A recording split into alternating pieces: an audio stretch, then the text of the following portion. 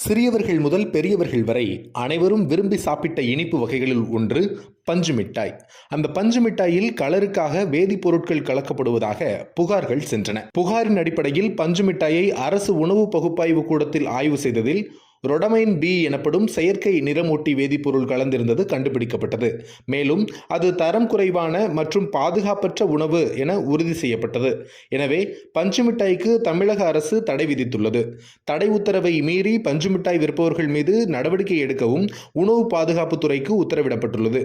பஞ்சு மிட்டாயில் மட்டுமா வேதிப்பொருள் கலக்கப்பட்டுள்ளது? ரோஸ் மில்க், தர்பூசணி, கொட்டாம்பாக்கு, சிவப்பு முள்ளங்கி, சர்க்கரை வள்ளி கிழங்கு போன்ற உணவுப் பொருட்களிலும் வேதிப்பொருள் கலந்திருப்பதாகவும் இதனை சாப்பிடுபவர்களுக்கு புற்றுநோய் ஏற்படும் எனவும் புகார்கள் எழுந்தன. இந்த புகார்கள் தொடர்பாகவும் விசாரணை நடத்தப்பட்டு வரும் நிலையில் உணவுப் பொருட்களில் ரொடமைன் பி வேதிப்பொருள் கலந்திருப்பதை கண்டறிவது எப்படி என்று உணவு பாதுகாப்புத்துறை விளக்கம் அளித்துள்ளது.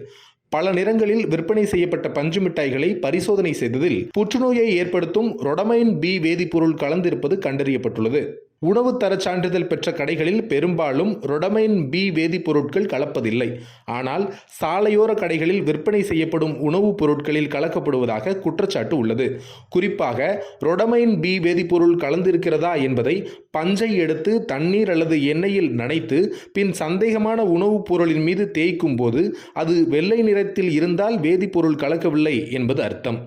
இளஞ்சிவப்பாக மாறினால் வேதிப்பொருள் கலந்திருப்பதை அறிந்து கொள்ளலாம் என தெரிவித்துள்ளது. ஆகவே இந்த உணவுப் பொருட்களை வீட்டிற்கு வாங்கி வந்தால் அதனை பரிசோதித்துக் கொள்வது நல்லது.